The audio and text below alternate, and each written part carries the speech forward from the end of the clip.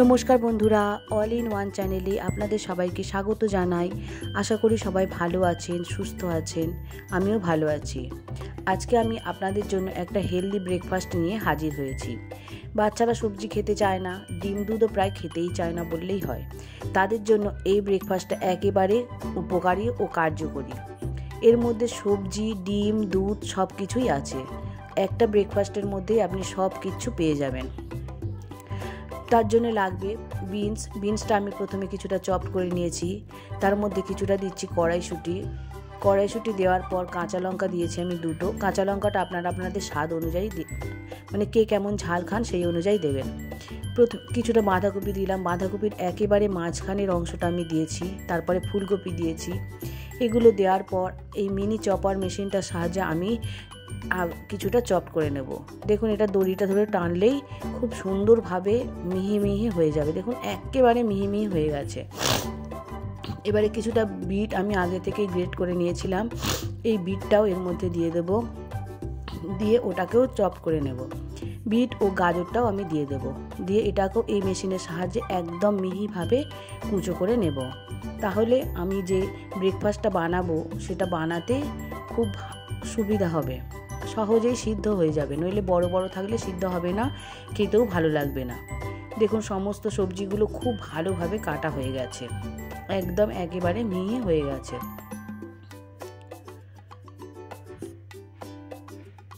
সব সবজিগুলো খুব ভালোভাবে কাটা হয়ে গেছে। আর বিট আছে বলে দেখুন লাল লাল দেখতে হয়েছে। এর মধ্যে আমি স্বাদ অনুযায়ী লবণ দিয়ে দিলাম, গোলমরিচ দিয়ে দিলাম 1/2 চা চামচ। গোলমরিচ দিলে একটু ঝাল ঝালও হবে, আর গোলমরিচ শরীরের ইমিউনিটি বাড়াতে সাহায্য করে। দেখুন কি দারুণ একটা কালার এসেছে। এবার এর মধ্যে আমি 2টো ডিম দিয়ে দেব। 2টো ডিম ভেঙে দেব।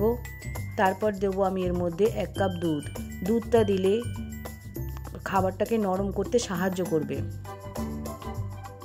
শক্ত কাঠ হবে না, নরম নরম হয়ে থাকবে।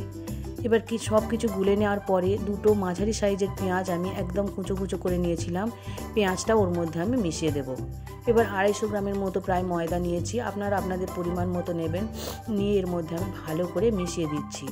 এর মধ্যে যদি কিছুটা পরিমাণ জল লাগে জলটা অ্যাড করতে পারেন, বা চাইলে পুরো দুধ দিয়েও মেশাতে পারেন।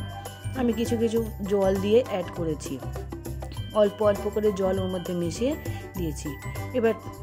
এবার এটাকে আরও নরম করার জন্য আমি দিয়েছি কর্নফ্লাওয়ার দিলে নরমও হবে ও মুচমুচে একটা ভাব হবে, খেতে খুবই ভালো হয়।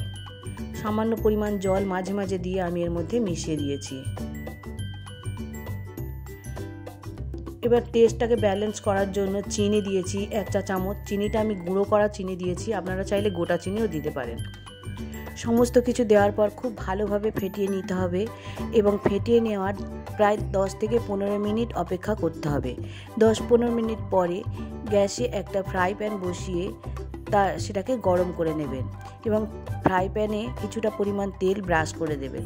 দিয়ে 1 হাতা গোলা দিয়ে আমি যেভাবে আস্তে আস্তে ঘুরিয়ে দিয়েছি ওইভাবে ঘুরিয়ে ঘুরিয়ে গোলাটাকে বড় করে একটা রুটির শেপ দিয়ে দেবেন। দিয়ে একটু ঢাকা চাপা দেবেন। ঢাকা চাপা দিয়ে একটু উল্টে দিয়ে আবার কিছুক্ষণ পরে আরেক পিঠ উল্টে দিয়ে দেখুন নামিয়ে নিলাম। একটা হয়ে গেছে, হেলদি রুটি হয়ে গেছে। আবারও একটু তেল ব্রাশ করলাম, করে আবার 1 হাতা গোলা দিয়েছি। বেশি দেওয়ার দরকার নেই, 1 হাতা দিয়ে আস্তে আস্তে আস্তে আস্তে এটা টেনে টেনে একটা রুটির মতো শেপ দিয়ে দেবেন। দেখুন কি দারুণ দেখতে হয়েছে, ভীষণ সুন্দর একটা কালার এসেছে। আর এটা খেতেও অত্যন্ত সুস্বাদু হয়েছে, নরম তুলতুলে খুবই টেস্টি একটা জলখাবার তৈরি হয়েছে। আপনি চাইলে ঝটপট করে এইভাবে বানিয়ে দিতে পারেন, বাচ্চাদের টিফিন বক্সে ভরে দিতে পারেন, বা আপনারাও জলখাবারের ব্যবহার করতে পারেন।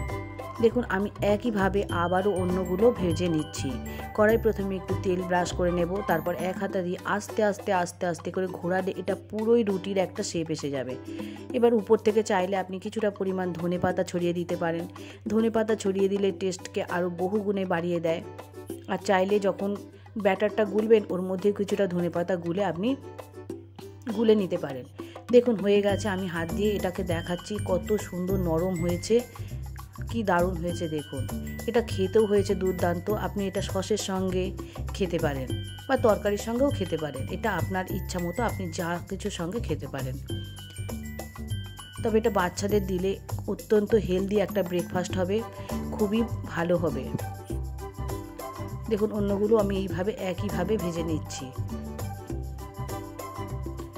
প্রায় সবগুলোই আমার এইভাবে ভাজা হয়ে যাবে। তবে এই ভাজাটা বেশি গ্যাসে জোর দেবেন না, লো টু মিডিয়াম হিট দিয়ে আস্তে আস্তে ভাজতে হবে। বেশি জোর দিলে তাহলে পুড়ে যাবে আর ক্রাঞ্চি ভাবটা আসবে না, আর ভিতরে কাঁচা কাঁচা একটা ভাব থেকে যাবে। আমার ভিডিওটা যদি ভালো লেগে থাকে তাহলে অবশ্যই একটা লাইক করে দিতে পারেন। আমার পরিবারের সমস্ত বন্ধুদের জানাই অনেক অনেক অনেক ধন্যবাদ। সবাই ভালো থাকবেন, সুস্থ থাকবেন। দেখা হবে পরের একটা ভিডিওতে। আর আপনারা যারা এখনও আমার পরিবারের সদস্য হননি, চাইলে আমার পরিবারের সদস্য হয়ে যেতে পারেন। সবাই ভালো থাকবেন, সুস্থ থাকবেন। দেখা হবে পরের একটা ভিডিওতে।